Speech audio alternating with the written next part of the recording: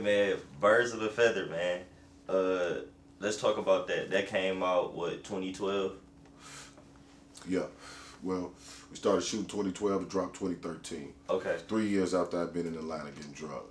Okay. Right. So you finally get your first big break being Birds of a Feather. Honestly, going into the production of the film, like going into shooting it, did you know like yeah, nigga, this about to be it? Like this my shot, or did you just go into it like I wanna make a great film? Like what was your mindset like God, man. at that time? All I can tell you is God, because with Birds of a Feather, I didn't even know I was making a movie. What had happened was, my man Mike had told me to show you how God worked. God is amazing, man. When I met my friend, the guy from Detroit I'm telling you about, I met him at the club. And around that same time, my money was fucked up, I mind you. And Zay, he felt bad for me. You know what I mean? Because see, Zay a different type of dude. Zay taught me a lot about how to be stiff. If you work hard for it, you don't give it away to nobody else. You don't just give it away to somebody because they say they fucked up. You got to find them a way to make some money and make them become self-contained. To be, you know what I mean? Versus here, we always pacifying the next nigga. You know, you straight, bro. This, that. Bro, they don't do all that shit nowhere else but here. You know what I mean? So long story short, he felt bad for me. So he would say, man, you shoot movies, bro. Why you not shooting no movie, bro? Like, why we not shooting no movie? So that conversation went on for about 2 weeks. You know what I mean? And me riding with him. Like, bro, we ain't shoot no movies. You supposed to be a movie nigga. Zay the type of nigga to inspire you. He'll challenge you. You know what I mean? Indirectly. You know what I mean? To make you better. So he would just start picking on me every day about it. Like, man, I thought you was a writer, bro. You around? I thought you was a writer. You ain't no director. I'm like, nigga, we can shoot a movie, nigga. We need this and that. He's like, bro, what we waiting on? What you need?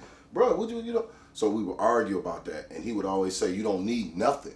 But you got me and just start shooting. What we waiting on? So it got to that. It was like, fuck it, bro. Fuck it, man. Give me this camera, like this camera right here. Hey, man, start to shoot, bro. Just sit there and shut the fuck up, man. like for real. So this nigga leave me alone. We didn't have a script, nothing. You know what I mean? It started like that. As days went on, we felt like, damn, we got something. We started creating scenes and building scenes. Then I started going home typing up shit.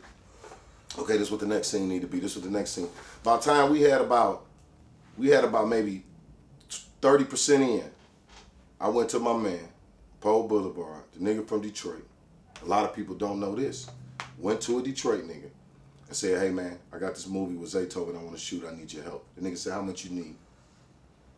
I named the number. The nigga said, here. I said, we're going to need more. The nigga said, here. No problem. No problem, Nuke. Here. I trust you. You're a Detroit nigga. You got Zaytoven with you and all that little shit. Y'all niggas go. Let me see what you do. A lot of people don't know Detroit niggas finance Birds of a Feather movie. That need to be told. People don't even know that. You know what I mean? Yeah. And that's what got me out of that fucked up situation financially, started getting me out of that fucked up situation financially, and it solidified me in Atlanta. Right. And real quick, while we speaking on Detroit like influencing a lot of shit in Atlanta, let's talk about like some of the guys that came before BMF, because I see you talk about this a lot. I agree completely. You know, being a Detroit native myself. Yeah. So let's talk about like some of the guys that kind of influenced that BMF movement that was so strong in Atlanta. Well, I don't know why, but before I even say this, I gotta say all due respect to Free Meech. You know what I mean? Facts. Southwest T, BMF, yo. When my era, they was in Atlanta. They weren't really here going hard in Detroit. They went hard in Southwest, I heard. You know what I mean? But you ain't see a lot of that BMF like really stuff in Detroit. We just heard that we knew that these niggas from Detroit. And they, of course, they rep it like every Detroit nigga's supposed to do.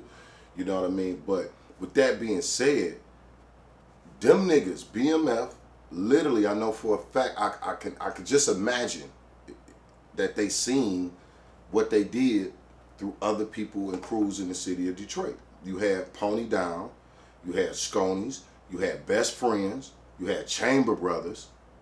You feel what I'm saying? These was real motherfucking crews. You know what I mean? Them was real. Them was groups of 5, 10 men. Whether it been hitmen, whether that been niggas that got drugs, whatever it was a group of elite niggas getting money, screaming that fucking name. You know what I mean? When you go back, Young Boys, of course. You know what I mean? Can't forget. I was one of the. If that was BMF. Young Boys was that. It wasn't bigger. Meech did what he did. Like, I'm sure none of them crews I'm talking about got the type of money that fucking Meech got. Meech is the boss when it comes to that shit. But that aura, that look, that thing came from Young Boys, Chamber Brothers, you know what I mean? Best Friends, even going back to Purple Gang. You know what I mean? A lot of people don't know that was a hit squad for fucking your man in Chicago.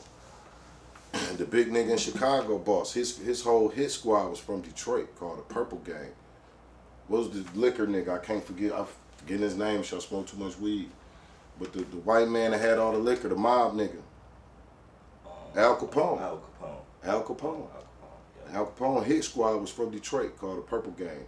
One of them niggas' name was Sugar Nuke. That's where I got Al Nuke from. Yeah.